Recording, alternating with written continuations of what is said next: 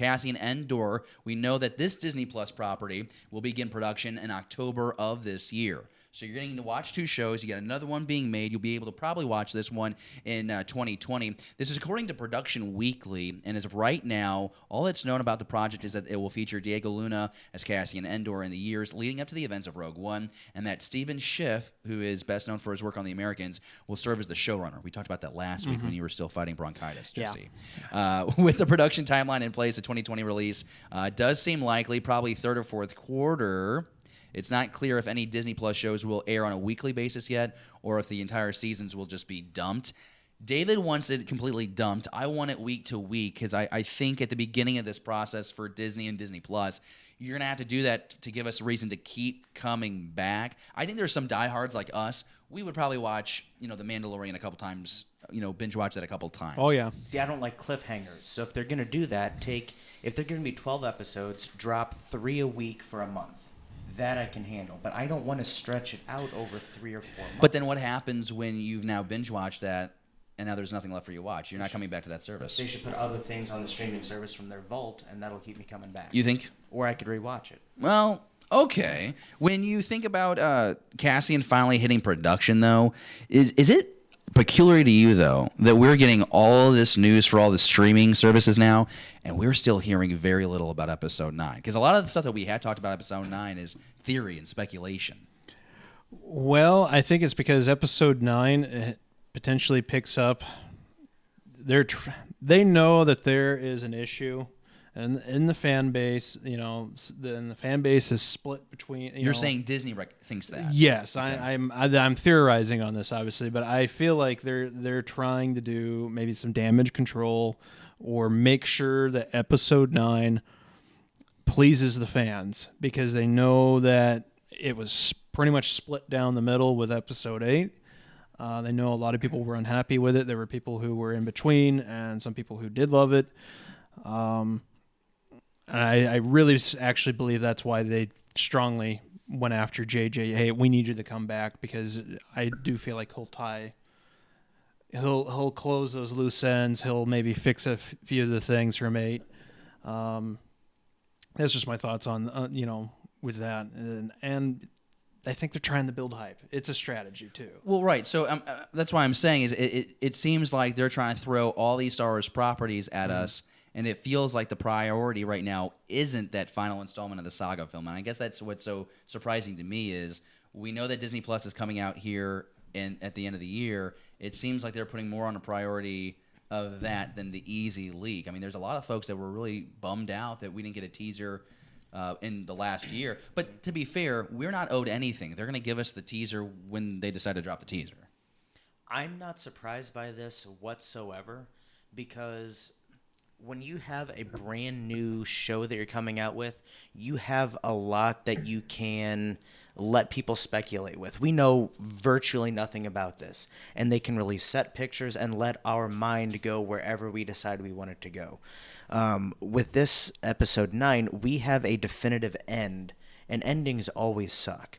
So they have to figure out how to make sure that we don't fill in the gaps for them. They want to send across a specific message. And when they did that with the last movie, they kept saying, oh, it's great. It's on the shelf 3 months early. We're ready to go. We're giving Johnson another 3 movies. And it flopped. So I think they have to take the time to focus on the other properties to give us that hope back, to renew that spirit of enthusiasm. And I think that's fine. I want to get back more on track, though, because we're actually talking about Cassian Andor, Oh. not Episode 9. So easy to go on a tangent. So, I want to stay on target here, so to say. We are excited about hearing about production, but it's just, my point was, it's surprising that we're getting all this Mandalorian news. We're getting constant updates on the Cassian Andor series. I'm assuming soon we're going to get something more with Clone Wars because they've been hyping that, and of course just confirming that it will drop in 2019.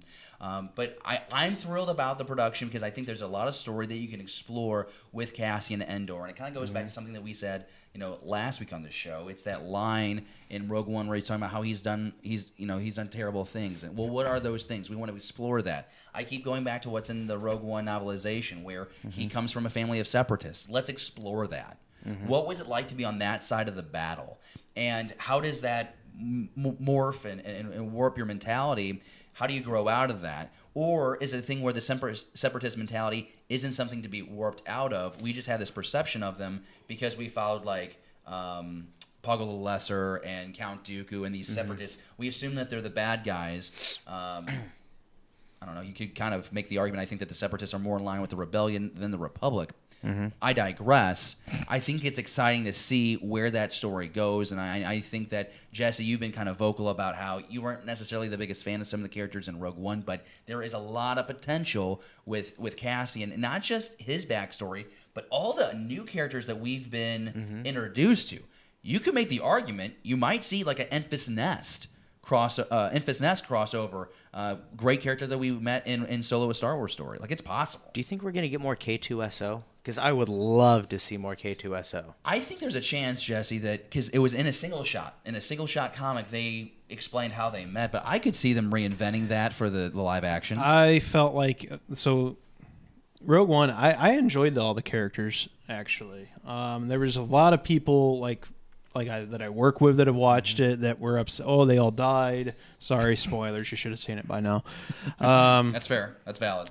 So I think really, I like Jen Erso. She was a little. I thought the character was just slightly dry. Cassian, though, again, I mean, one of the first things we see him do is meet an informant. They get in a pickle, and he immediately shoots the guy in the back so he can make his own escape, kind of thing. And I was like, man, that's kind of brutal. So, like, with this show, I want to see that darker side of the rebels. Like, I mean, obviously that's what underneath this thing you had factions within the rebellion. Saul Guerrero's guerrillas. That'd be kind of cool if Saul came back into the mix. Yeah, I mean, yeah, there's just so much you can do. You know, you mentioned K2, the humor. You know, that was a good, proper humor. You know, it wasn't over the top. It wasn't sitting there okay, I'll hold. Cassian said I had to. Alan Tudyk did really well. It was just like, I want to see that again. I would definitely love to see, I want U-Wings. I don't think we'll get U-Wings, but I want more U-Wings. I think we could. Cool. We could get. I want to go to Yavin 4 often, like on a often basis. I don't know how much Yavin I want. It depends on how recent or when they decided to choose that as a base. But I want to see like Y-Wings in formation. I want to see X-Wings getting upgraded. I want to see astromech droids bumping into each other because they're kind of clumsy and silly. That'd be kind of fun. That'd be kind of fun. What do you think? I mean, this is kind of an update. Production gets started later this year. It's going to be a lot of fun to see that show. Thank you for watching Beyond the Blast Doors. Be sure to subscribe to our channel. Don't forget, give us a thumbs up and leave a comment.